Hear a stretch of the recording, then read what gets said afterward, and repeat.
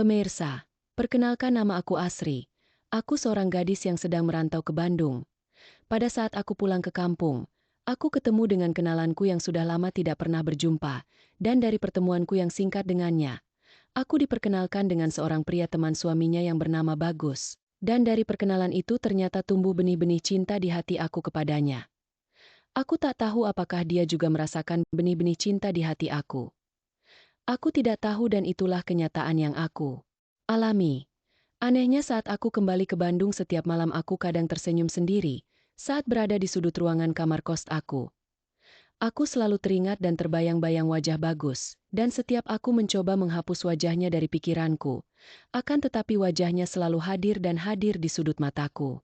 Dalam setahun, hubungan itu semakin matang, dan lamaran pun datang menghampiri aku, dan singkat cerita hari pernikahan kami tiba di mana puncak kebahagiaan. Aku merasa diperlakukan seperti permaisur atau ratu dengan gaun putih sederhana yang aku kenakan. Tatapan penuh cinta Bagus di pelaminan membuat aku jadi bahagia di hari pernikahanku, apalagi doa restu dari tamu undangan dan doa restu keluarga membuat hari itu terasa seperti awal dongeng indah. Bulan-bulan pertama pernikahan kami dipenuhi tawa, perjalanan singkat berdua dan malam-malam penuh cerita sebelum tidur, singkat cerita seiring perjalanan waktu. Setahun kemudian, hadir seorang bayi perempuan yang mengubah segalanya. Rumah kami dipenuhi aroma bedak bayi, suara tangis, dan tawa mungil yang menghangatkan hati. Aku merasa kehidupan aku jadi lengkap. Suami yang aku cintai, anak yang menjadi pelengkap kasih, dan rumah yang selalu ramai dengan canda tawa, pokoknya bahagia banget. Namun, waktu berjalan. 10 tahun pernikahan berlalu. Anak aku kini sudah duduk di bangku SD.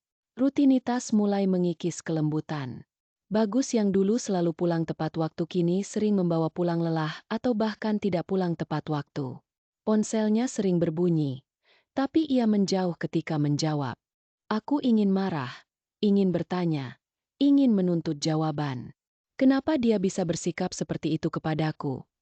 Tapi aku tak kuasa dan hanya diam yang bisa kulalukan. Aku tahu, hidup tak selalu seperti dongeng.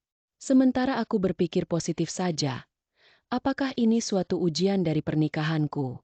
Tapi satu hal yang aku yakini, meski hatiku hancur, aku harus tetap berdiri. Untuk diriku, untuk anakku, dan mungkin, untuk menemukan kembali siapa dirinya di luar semua luka ini.